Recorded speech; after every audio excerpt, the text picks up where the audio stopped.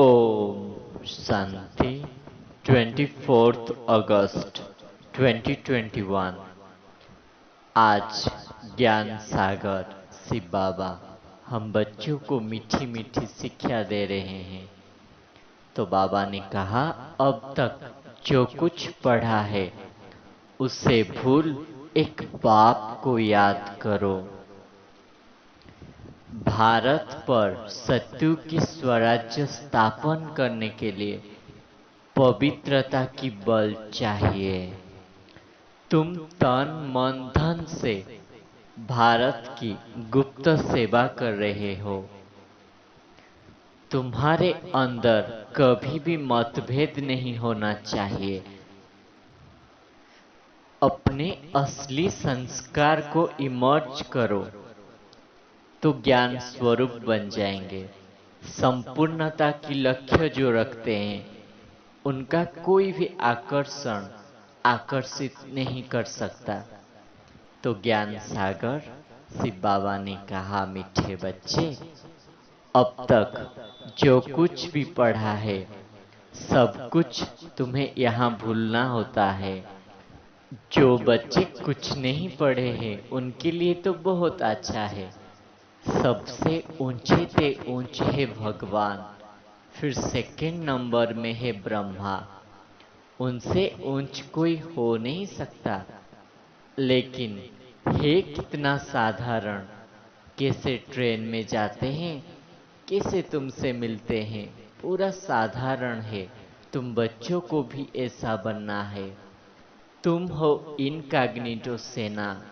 तुम जानते हो कि हम आत्माएं योगबल से फिर से अपना राज्य स्थापन करते हैं।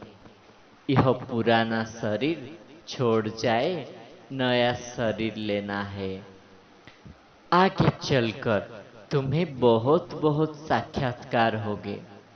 जैसे जैसे नजदीक आते जाते हैं उतना खुशी का अनुभव होगा। राजधानी का साक्षात्कार होता रहेगा, अपने पुरुषार्थ का भी साक्षात्कार होगा।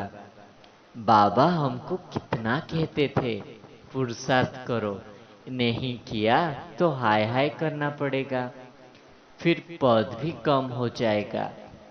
जो बच्चे देरी से आते हैं उन्हें ज्ञान सहज मिलता जाएगा। तुम बच्चे जानते हो, खेबेया बा भगवान बा सदगति दाता एक ही बाप है ना। बाप आकर अपनी और सबकी जीवन कहानी सुनाते हैं। रचयिता और रचना की नॉलेज बच्चों को समझाते हैं। तुम बच्चों को अब मालूम पड़ गया है कि कलयुग का अंत है और सतयुग का आदि है। संगम पर ही परमपिता परमात्मा आकर मनुष्य को पतित से पावन बना देते हैं ना। तुम अपने तन मन धन से भारत को फिर से स्वर्ग बना देते हो।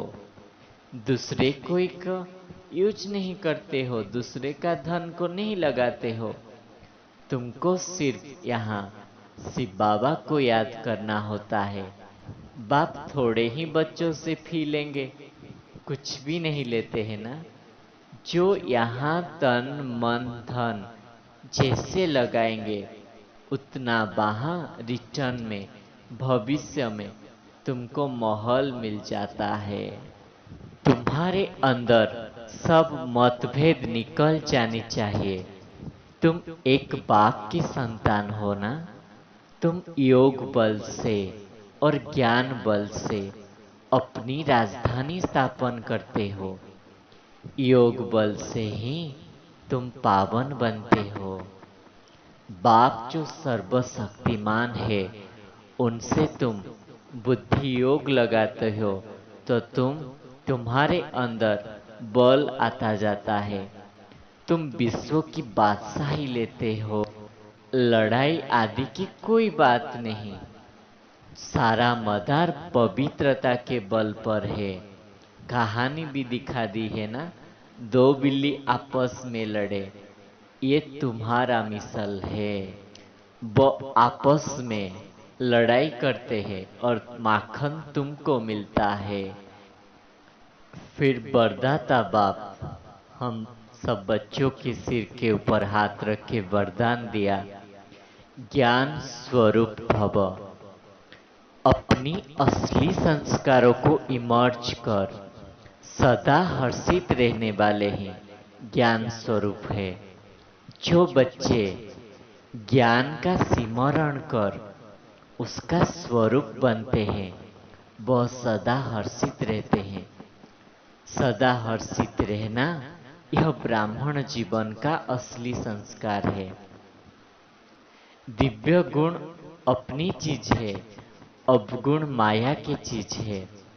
जो संगदस से आ गए हैं, अब उसे पीठ दे दो और अपनी अलमाइटी अथॉरिटी की पोजीशन पर रहो, तो सदा हर्षित रहेंगे।